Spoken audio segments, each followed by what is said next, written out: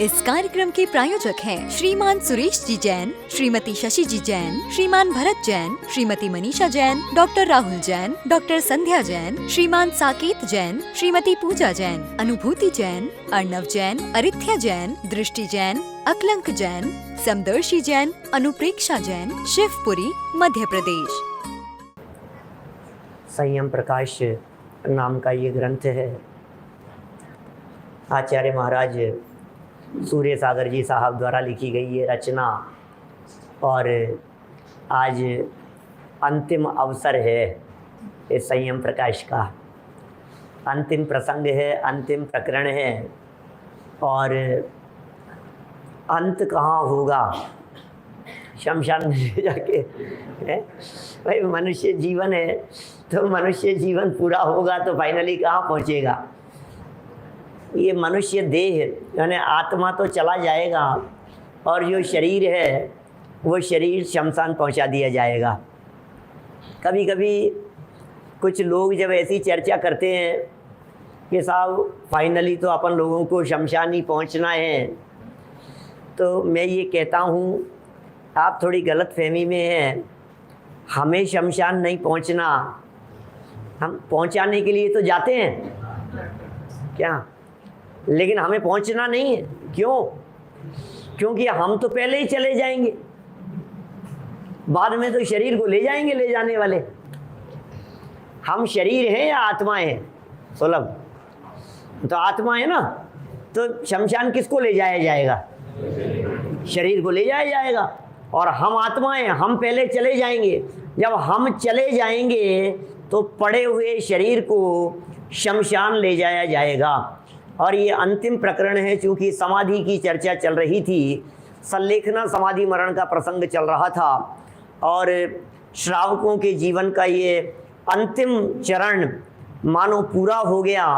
संलेखना और समाधि पूर्वक जब जीवन पूरा हो गया तो अब कहते हैं अब क्या होगा? अब शव पड़ा है, अंतिम यात्रा निकाल करके उसका अंतिम संस्कार कर दिया जाता है। तो अब ये अंतिम संस्कार की क्रिया किस तरह की क्रिया होती है? वास्तव में जो जितना वर्णन किया है व्रतियों की अपेक्षा से किया है, प्रतिमाधारियों की अपेक्षा से किया है, मुनिराजों की अपेक्षा से किया है कि मुनिराजों के जीवन में अंतिम संस्कार की क्या विधि है, किस विधि से मुनिराजों का या त्यागियों का अंतिम संस्कार होता है, उसे यहाँ ये बतला रहे हैं। ज्ञान का विषय बनाने जैसा है क्या? क्योंकि हमें थोड़ी ना किसी को ले जाना है, वो तो हम जब संयम लेंगे तो ले जाएंगे शरीर को ले जाने वाले। लेकिन जो भी बातें जिनागम के अनुसार कही है उसे यहाँ प्रस्तुत किया है। मैं वाचन कर रहा हूँ। इतना तो निश्चित है कि सबको एक न एक दिन जाना है। जो आए हैं वो जाएंगे ही। हम भी चले जाएंगे कल यहाँ से। क्या है? आपकी दुनिया तो छोड़ के चले ही जाएंगे क्या है? आपके साथ लाइव रहेंगे। तो कुल मिलाकर के बात ये, हर आने वाला है, युग युग की है रीत यही, हर आने वाला जाता है। मैंने बहुत सुंदर भजन है, बहुत सालों पहले, कोई 30-35 साल पहले प्रदीप जी झांझरी जी साहब से सुना था, उज्जैन वाले पंडित जी साहब से। और उस भजन की लाइनें कुछ इस तरह की है, सब झूठे रिश्ते नाते हैं। सुना है? यहाँ भी सुना है उन्होंने। सब झूठे रिश्ते नाते हैं, सब झूठी प्रेम कहानी है, क्षण भंगुर जीवन है चेतन, इस जग की यही कहानी है। सब झूठे रिश्ते नाते हैं। अर्जुन और भीम सदृश योद्धा इस जगती तल पर आए थे, अपनी यादों के स्वर्ण महल कितनों ने यहाँ बनाए थे। कल जुबा जुबा के किस्से थे, आज एक खंड हर के हिस्से हैं। जग के वैभव का हाल है ये, सब जीते जी के किस्से हैं। सब जीते जी के हैं भाई साहब। और राकेश झुनझुनवाला चला गया है, झुनझुना बजाते हो क्या है बोलो, कितने हजार करोड़ छोड़ करके चला गया और कितनी कम उम्र में चला गया। सब जीते जी के हैं रमेश भाई। क्या माने जिंदा हैं तब तक सारे सब लोग ये तामझाम सारा दिखाई दे रहा है, और इधर जीवन पूरा हुआ और फिर क्या है, कोई किसी को पूछने वाला नहीं है। सब खत्म हो गई कहानी, सब जीते जी के किस्से हैं। ढलता सूरज उगता चंदा, इस जग को ये बतलाता है युग युग की है रीत यही, हर आने वाला जाता है। बेदर्द जमाने में चेतन, हम किस किस को फरियाद करें, जैसी करनी वैसी भरनी, क्यों व्यर्थ समय बर्बाद करें। ऐसा है भाई साहब, ये सारे जगत के रिश्ते नाते सब झूठे हैं, सब झूठे हैं। आइए जैन साहब, पीछे नहीं है, आज इसमें है। वो ट्रेन में सफ़र कर रहे हैं, पहुंच रहे हैं, वो सोनागिर पहुंचना है, तो इसमें आए, मेरे सामने प्रकट हुए। ये बड़े सब ऐसा ही है, ये युग युग की ऐसी ही कहानी है। तो जाना तो सबको है, लेकिन चले जाना उसी का सार्थक है जिसने जीवन रहते हुए अपने आप को देह से भिन्न अनुभव कर लिया हो, शरीर के रहते रहते शरीर से भिन्न देख लिया हो। अरे शरीर छूट जाने पर तो सब भिन्न भिन्न दिखाई ही देंगे। और मौत एक ऐसी घटना है जिस घटना से बिल्कुल स्पष्ट ख्याल में आता है कि शरीर और आत्मा जुदा जुदा हैं। आत्मा किसे कहें, आत्मा की क्या परिभाषा है। वीतराग विज्ञान पाठमाला भाग 1 पाठ 2 में आत्मा की परिभाषा दी है। आत्मा परमात्मा वाला पाठ है, किसको याद है बच्चों को? वीतराग विज्ञान वाले बच्चे कौन है? कैसे कहते हैं आत्मा? शाबाश। ज्ञान स्वभावी जीव तत्व को आत्मा कहते हैं। आत्मा की परिभाषा है ज्ञान स्वभावी जीव तत्व। ये तो पाठमाला की परिभाषा है। अपने अनुभव की बात तो इतनी सी है कि this body minus dead body. आत्मा क्या चीज की, चीज क्या है? सम्यक क्या आर्यन क्या सचिन भाई के सुपुत्र ये क्या कह रहे हैं? This body minus dead body. इस शरीर में से मुर्दा शरीर को जब माइनस कर दो तो अब जो भी बचेगा निखिल भाई वो क्या है? वो आत्मा है। इस जिंदा शरीर में से यदि मेरे मुर्दा शरीर को निकाल दिया जाए तो क्या चीज है, क्या चीज ऐसी है जो मुर्दा और जिंदा में फर्क कर रही है? बस उसका नाम है सोल। बस वही आत्माएं हैं। अभी आत्मा निकल करके चला गया, आत्मा निकल करके चला गया परभव में, अब शव पड़ा रह गया। इस शव को कैसे ले जाया जाए, त्यागी और व्रतियों के शव को किस तरह से ले जाया जाता है, उस विधि की यहाँ कुछ चर्चा की है। अंतिम पृष्ठ है, एक प्रकार से 706 नंबर का पेज है, 708 पे समापन होगा। 706 नंबर का पेज, अंतिम पंक्तियाँ, शव को कैसे ले जाया जाए। अनेक बार आपने देखा होगा, बस उन्हीं बातों को यहाँ कह रहे हैं। मरण के पश्चात जो शरीर रहता है उसको शव कहते हैं। उसके लिए जैसा उस व्यक्ति ने नियम लिया हो वैसा ही उसके मरण में उत्सव करना, न कि शोक करना। समाधिस्थ जीव की बात चल रही है, त्यागी व्रतियों की बात चल रही है, प्रतिमाधारियों की बात चल रही है। हेलक शुल्लक हों चाहे मुनिराज हों, भाई उनका जीवन कितना उज्जवल रहा है। उन्होंने जैसा भी संकल्प किया हो, जैसी भी भावना भाई हो, उसके अनुसार हमें वो कार्य करना चाहिए। शोक नहीं करना चाहिए, क्योंकि उन्होंने अपने जीवन को सफल किया है। रोने से क्या होगा? वे तो चले गए, उनका तो जन्म हो गया दूसरी जगह। माने कई लोग ऐसा भी कहते हैं, ऐसी मिथ्या मान्यता भी चलती है इस जगत में, इस धरती पर, कि यदि अंतिम संस्कार अच्छे से नहीं किया गया तो वो आत्मा भटकती रहती है। क्या? यदि अंतिम संस्कार अच्छे से नहीं किया तो वो आत्मा बहुत कष्ट पाती है। ऐसा ऐसा लोग कहते हैं, सच्चाई नहीं है, ऐसा मत समझना बच्चों। क्या? ऐसा कोई आत्मा भटकती नहीं है। और वैसे देखा जाए महावीर जी भाई साहब, तो हर आत्मा भटक ही रही है। कौन नहीं भटक रहा है भाई? अनुभव सब भटक ही तो रहे हैं अपन लोग। क्या?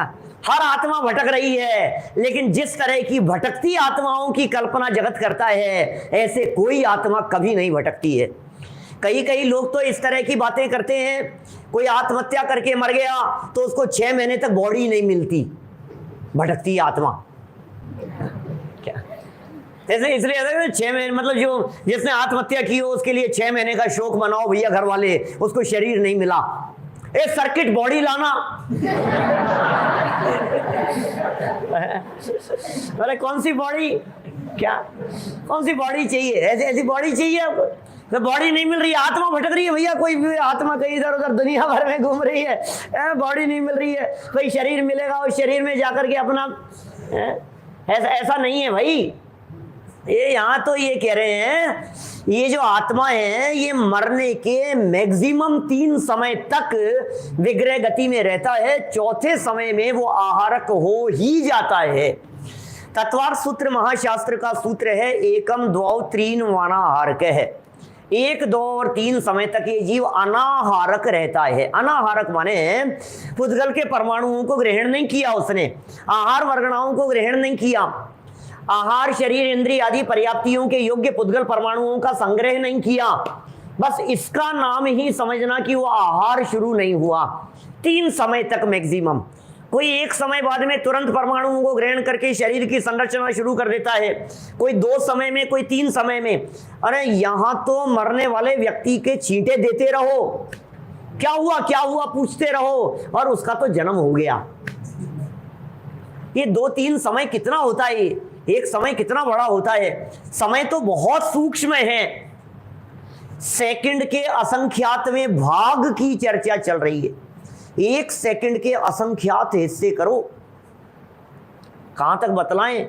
अभी करणाम योग की दृष्टि से मैं बात करूं तो 1 सेकंड में संख्यात 1000 कोड़ा कोड़ी आवलियां हैं।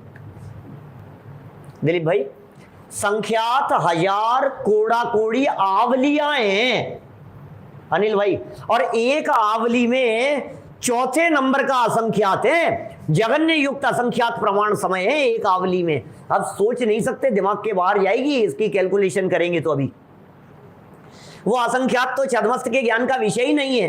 कितने कम समय में, पलक झपकने के असंख्यात में भाग में ये जीव जन्म ले लेता है, तो कहाँ क्या होगा आप तो देखते रहो। यहाँ तो सेठ जी को चंदन की लकड़ियों में जलाने की सोच रहे हो और वहाँ वो आग में भट्टी में जल रहे हैं। यहाँ सेठ जी को चंदन की लकड़ियों में जलाया तो कितनी ठंडक पहुंचेगी नीचे उनके नरक में? थोड़ी बहुत तो पहुंचती होगी, थोड़ी बहुत भी नहीं। नहीं, इतना पैसा खर्च किया उसको चंदन की लकड़ियां, कितना चंदन शीतलता करे, थोड़ी बहुत भी शीतलता नहीं होगी। अच्छा, अग्नि में यदि थोड़ा बहुत अग्नि यदि जलाने का काम करती है, और यदि वो थोड़ा बहुत भी अग्नि अपने लग जाए तो हम तिलमिला जाते हैं, और चंदन की लकड़ी में जलें तो तभी जलेंगे। तो इसलिए जन्म तो तुरंत हो जाता है, फिर भी क्योंकि वे संयमी व्यक्ति थे इसलिए उनका शव भी अपने आप में एक बहुत महत्व रखता है, और आराधक व्यक्ति थे तो उनकी अंतिम यात्रा भी बहुत बहुमान और सम्मान पूर्वक ही निकलनी चाहिए। शांति भाई, क्या बहुत सम्मान और बहुमान पूर्वक ही उनकी शव यात्रा निकलनी चाहिए। ऐसे तक उल्लेख हैं, भगवती आराधना वगैरह में इस तरह के उल्लेख हैं। मैंने पहले भी एक आध बार इस तरह की चर्चा की है कि डेड बॉडी को तुरंत ही छेदन कर दिया जाता है। माने क्या होता है, मुनिराज हैं, जंगल में उनका देह पूरा हो गया, समाधि मरण हो गया, उनका शव पड़ा रह गया, डेड बॉडी पड़ी हुई है, अब क्या करेंगे। अब मुनिराज तो इस तरह के आरंभ करते नहीं हैं कि लकड़ियाँ इकट्ठा करें फिर लेकर के आएँ फिर जलाएं। श्रावक आएंगे नहीं, जंगल में मुनिराज हैं, मुनिराज जी मुनिराज मिलकर के फिर कहाँ जलाएंगे, कहाँ क्या करेंगे, और फिर उसमें कितनी हिंसा, उसमें हिंसा भी कम नहीं होती है। तो पुरानी परंपरा तो यही है हमारे यहाँ जैन परंपरा में। भारतीय संस्कृति के 4 अध्याय जो रामधारी सिंह दिनकर की जो पुस्तक है, दादा से ही सुना है, उसमें जैन परंपरा के संदर्भ में ऐसा उल्लेख है कि शव को जलाया नहीं जाता था पुराने समय में। जैनियों के यहाँ शव दाह की परंपरा नहीं थी, उनको गाड़ा जाता था, जैसे मुस्लिम परंपरा में होता है ना, उसी तरह से। ये दादा से ही सुना है। संस्कृति के 4 अध्याय मेरे पास में भी है, पूरी पढ़ी नहीं मैंने, लेकिन बहुत पेज बदल करके उन पंक्तियों को तलाशने का प्रयास किया, मुझे मिली नहीं, लेकिन सुना है मैंने, उसमें होगी। और दादा ने यदि कोई बात कही है तो वो प्रामाणिकता से कही है। माने कई बातें, और ये इतिहास की बातें हैं, इस तरह की बातें हैं।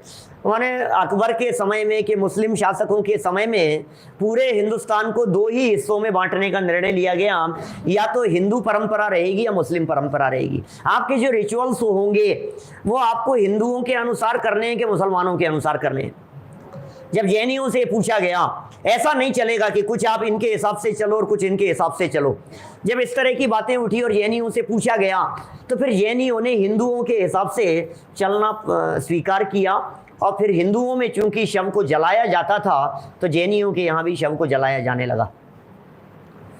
अब मुनिराज क्या करेंगे, वहाँ जंगल में जब मुनिराज होते थे तो वो क्या करते थे, माने वो शव को छेदन भेदन करके, माने उसमें कुछ रक्त आदि किसी तरह का कुछ निकल जाए और फिर उसे जंगल में छोड़ दिया करते थे। फिर जंगली जानवर पशु खा जाएं और उनका जो जैसा होना हो, फिर वो शरीर है वो जो होगा हो जाएगा उसका। माने ऐसी परंपरा पूर्व काल में हुआ करती थी, ऐसे उल्लेख, ऐसी चर्चाएं हमने पढ़ी सुनी है। तो छेदन करने का क्या प्रसंग है, तो बोले जो कहते हैं ना अंग भंग हो जाता है बॉडी में, इस तरह से बाहर में यदि कुछ ऐसा ब्लड वगैरह दिखाई देने लगे तो कोई उसके साथ में दुरुपयोग नहीं कर सके। माने उस शरीर को कोई व्यंतराधिक समझ लो कि कोई क्या आदिवासी लोग वगैरह ऐसे भी होते हैं ना जंगलों में रहने वाले, वो आदिवासी ले गए और उसको उसके माध्यम से किसी भी तरह से कोई, अब बलि वली तो क्या चढ़ाएंगे क्योंकि डेड बॉडी है, लेकिन उसका दुरुपयोग तो वे कर ही सकते हैं किसी भी रूप में। लेकिन ये हम सब जानते हैं कि आदिवासी लोग, किसी की उंगली कटी हुई हो, राजा की कहानी तो सबने सुनी है ना, फिर उसका वो दुरुपयोग नहीं करते, तो इस तरह से उन्हें छोड़ देते हैं। तो फिर वो किसी मतलब, क्योंकि दिगंबर वेश है भाई, दिगंबर वेश है, मुनिराजों का वेश है, उसके माध्यम से यदि किसी भी तरह की कोई खराब हरकत यदि होती है तो फिर वो धर्म बदनाम होता है, इसलिए ऐसी परंपरा है। तो खैर चलिए, समाधि पूर्वक इन्होंने मरण किया है। धन्य हैं वे व्यक्ति जिनका जीवन समाधि पूर्वक पूरा हुआ है। ऐसे पुरुषों को जिसने दुर्लभ समाधि मरण किया है, धन्य हैं ऐसे जी। अरे भाग्यशाली होते हैं। ये समाधि मरण किसका होता है भाई, ये समाधि मरण नहीं, बहुत दुर्लभ है। ख्याल रहे, जैसा अवसर प्राप्त हो वैसा विमान बनाकर शव को निकालें, या चकडोल बनावें, या सादा तौर उत्सव करें, जैसा संभव हो सके। माने त्यागी संयमियों के लिए उस तरह का कार्य किया जाना चाहिए। मुझे ध्यान है मीठा भाई की भी इसी तरह से निकाली थी, रजनी भाई के फादर, हिम्मतनगर से, उनको बांध करके और वो बिठा करके इस तरह से पालकी जैसा, तो पालकी की कह रहे हैं यहाँ, विमान बनाना, पालकी बनाना, कुछ भी जैसा संभव हो इसी तरह से। ये कह रहे हैं किसी बात का सिद्धांत हो सो तो है नहीं। अब ऐसा कोई सिद्धांत तो है नहीं कि भाई, और सिद्धांत जन्य बात भी नहीं है, ये क्रिया है ना, जहाँ जैसा चलता हो। और ये तो क्षेत्र क्षेत्र में, देश देशांतरों के अंदर परंपराएं अलग अलग तरह की होती है। अभी आप अमेरिका जैसी जगह पर चले जाओ तो उनके यहाँ तो दिन ही नक्की है कि इसी दिन होगा, ऐसा नक्की है, पता है आपको। 7 दिन बाद बॉडी को ले जाएंगे, मतलब ऐसा ऐसा दिन है, मतलब आपको 5-7 दिन रखना ही पड़ेगा, उसके बाद में लेकर के जाएंगे, उसके बाद में उसका अंतिम संस्कार होगा। तो बहुत बहुत जगह पर अलग अलग तरह की बातें हैं।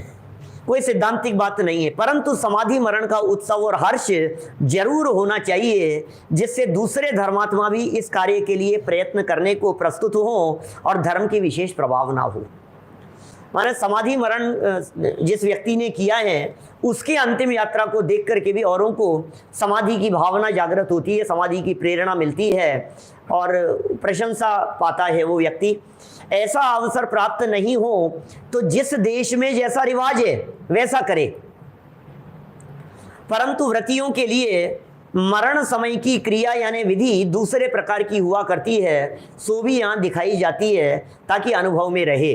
माने व्रतियों के लिए समाधि मरण की क्या विधि होती है, क्या परंपरा पद्धति होती है, उसे यहाँ दिखाया जा रहा है। सुन लीजिए, जितना अपने को समझ में आवे, जितनी जो बात जचे अपने को। मैं तो व्रती हूँ नहीं, क्या तो मुझे तो ले जाने के लिए ऐसी क्रिया की ज़रूरत है नहीं। आप लोगों में से कोई व्रती मुझे सामने दिखता नहीं है क्या, तो समझ तो लेवें कि भाई ऐसा होता है कुछ इस तरह का। त्यागी व्रतियों के जीवन में इस तरह की कुछ विधि और पद्धति है। अंतिम प्रकरण है, देखिए, व्रतियों के मरण समय की क्रिया। मृतक शरीर को प्रेत भी कहते हैं। प्रेत माने वो भूत नहीं है, मृतक शरीर है, प्रेत है। प्रेत को रखकर शमशान में ले जाने के वास्ते एक सुशोभित विमान यानी पालकी बनवावे। उसको घोकली भी कहा जाता है, उस पालकी को। इसको नए वस्त्रों से सुशोभित कर दें और उसके ऊपर उस मुर्दे यानी प्रेत को ठीक तौर से रखें, जिससे वह गिरने नहीं पावे। मुर्दे के गिरने से बड़ी हानि मानी है और हानिकारक बात है ही। फिर उस विमान को योग्य अपनी जाति के 4 पुरुष अपने कंधे पर धरकर शमशान भूमि की तरफ रवाना हो। माने उसको बांध करके ले जावें, समेट करके ले जावें, जैसा भी हो। कभी कभी तो ऐसा भी लगता है आखिर ये परंपरा क्यों चली होगी पता नहीं, बांध करके ले जाने की क्या हुआ होगा। लोग डरते हैं और मुर्दे से डरते हैं लोग। हमारे तो एक परिवार के किसी व्यक्ति की सच्ची घटनाएं इस तरह की, कहीं से कोई डेड बॉडी लेकर के आना था और अकेले थे वो, और उनसे किसी व्यक्ति ने ये कह दिया कि डेड बॉडी के साथ में तुम अकेले चले जाओगे, कि तुम्हें डर तो नहीं लगेगा? मुर्दे के साथ में वैसे डर तो नहीं लगेगा? तो उन्होंने पलट करके कहा कि जिंदा होता तो डर लगता, मुर्दे से क्या क्या डर। क्या जिंदा होगा तो कुछ बिगाड़ भी लेगा, मुर्दा क्या बिगाड़ेगा? क्या मुर्दे से किस बात का डर? लेकिन लोगों को डर लगता है मुर्दे से। तो कोई डरने जैसी बात नहीं है। मुर्दा है, मृत शरीर है, मिट्टी जैसा है, मिट्टी हो गई है अब तो। उस मिट्टी की क्या बात करें, पुद्गल हैं, जड़ हैं। तो विमान को ले जाते हैं, बांध करके ले जाते हैं। अच्छा, मुर्दे से चूंकि डरते हैं इसलिए ऐसा नहीं करते कि उस मुर्दे को ऐसे कोई भी व्यक्ति अब मर गया तो घर के जो भी व्यक्ति थे वो अकेला व्यक्ति ले जा करके रिक्शे में बैठा करके छोड़ाए जा करके, कि नहीं सबको इकट्ठा करेगा तो इकट्ठा कर करके ले जाओ, कोई बात नहीं। सबको इकट्ठा करने की क्या जरूरत है कि नहीं भैया उठ जाए तो कुछ हो जाए तो क्या बांधने की क्या जरूरत है उसको? अनुभव बांध करके ले जाने की क्या जरूरत है? सब लोग मिलकर के बांध करके ले जाएंगे, उठ करके बैठा नहीं हो जाए। और बांध करके भी 4 आदमी मिलकर के नहीं ले जाएंगे, सब लोगों को इकट्ठा करेंगे। फिर उसके बाद में भी उसे ले जा करके ऐसे ही छोड़ करके नहीं आएंगे, उसे जला करके आएंगे। और जलाने के बाद में भी उसकी राख तक को बहा देते हैं। क्या माने वो मरने वाले व्यक्ति की राख तक भी उड़ करके हमारे आसपास में नहीं आ जाए। खैर, जो कुछ भी जैसी परंपरा है, देखो ऐसी बातें यहाँ कुछ कह रहे हैं। गिरने नहीं पाए विमान जो हो शमशान भूमि की तरफ रवाना हो जाएं। ध्यान रहे, स्त्री हो या पुरुष, उसका सिर ग्राम की तरफ रखें और पैर शमशान की तरफ रखते हुए ले जावें। अब ये जैसी विधि कही है, सिर घर की तरफ होना चाहिए और पैर घर से बाहर की तरफ होने चाहिए। इस कार्यक्रम के प्रायोजक हैं श्रीमान सुरेश जी जैन, श्रीमती शशि जी जैन, श्रीमान भरत जैन, श्रीमती मनीषा जैन, डॉक्टर राहुल जैन, डॉक्टर संध्या जैन, श्रीमान साकेत जैन, श्रीमती पूजा जैन, अनुभूति जैन, अर्णव जैन, अरिथ्या जैन, दृष्टि जैन, अकलंक जैन, समदर्शी जैन, अनुप्रेक्षा जैन, शिवपुरी, मध्य प्रदेश।